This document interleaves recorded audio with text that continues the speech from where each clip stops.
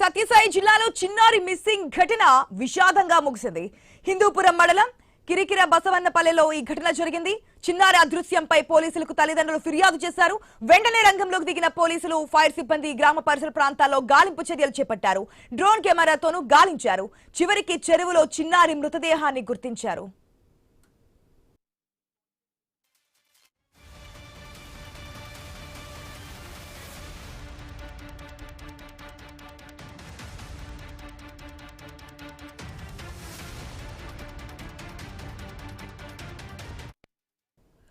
శ్రీ సత్యసాయి జిల్లాలో చిన్నారి మిస్సింగ్ ఘటన విషాదంగా ముగిసింది.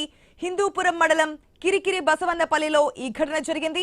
చిన్నారి అదృశ్యంపై పోలీసులకు తల్లిదండ్రులు ఫిర్యాదు కూడా చేశారు. వెంటనే రెస్పాండ్ అయ్యారు పోలీసులు కూడా. అదేవిధంగా ఫైర్ సిబ్బంది కూడా గ్రామంలో ఏదైతే సరౌండింగ్స్ ఉంటాయో అన్ని ప్లేసెస్ కూడా గాలింపు చర్యలు చేపట్టారు. డ్రోన్ కెమెరాను కూడా యూజ్ చేసుకున్నారు. ఒక డ్రోన్ కెమెరా అయితే మనకి పైన ఉన్నటువంటి షాట్స్ చుట్టుపక్కల ప్రాంతాలన్నీ కూడా ఒకేసారి కనిపిస్తాయి కాబట్టి చిన్నారిని పట్టుకోవడానికి అనేక రకాలుగా ప్రయత్నాలు చేశారు.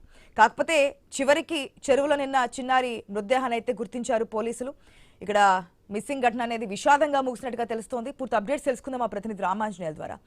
రామాంజనేయులు, చిన్నారి ఆచూకీ లభిస్తుంది అని చెప్పి ఆశతో ఉన్నటువంటి తల్లిదండ్రులకి మృతదేహం కనిపించినట్టుగా తెలుస్తోంది. పోలీసులు ఆ చెరువుల మృతదేహాన్ని గుర్తించినట్టుగా తెలుస్తుంది. డ్రోన్ కెమెరా విజువల్స్ కూడా మనకు కనిపిస్తున్నాయి. అసలు ఎవరి మీదైనా అనుమానాలు వ్యక్తం చేస్తున్నారా? డీటెయిల్స్ ఏంటి?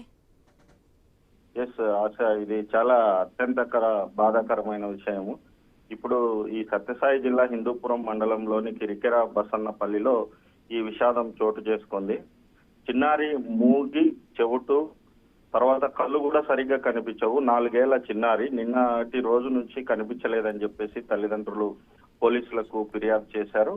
మరి పోలీసులు, స్థానికులు, రెవెన్యూ సిబ్బంది, బంధువులందరూ కూడా నిన్నటి నుంచి కూడా గాలి చర్యలు చేపట్టారు. అయినప్పటికీ కూడా అమ్మాయి దొరకలేదు. ఇవాళ ఉదయమే చెరువులో శవమై తేలింది. దీని మీద సమీప బంధువుల మీద అనుమానంతో ఇద్దరిని పోలీసులు అదుపులోకి తీసుకున్నారు. అదుపులో ఉన్నటువంటి వారు కూడా పాత నేరస్తులుగా పోలీసులు చెబుతున్నారు. గంజాయి బ్యాచ్ లో తిరిగి ఆల్రెడీ జైలుకి పోయి వచ్చినటువంటి ఒక ఇద్దరిని పోలీసులు అదుపులోకి తీసుకొని ప్రస్తుతం విచారిస్తున్నారు. గ్రామంలో విషాద ఛాయలు నెలకొన్నాయి. ప్రస్తుతం చిన్నారిని మృతదేహాన్ని ప్రభుత్వ ఆసుపత్రికి తరలించారు.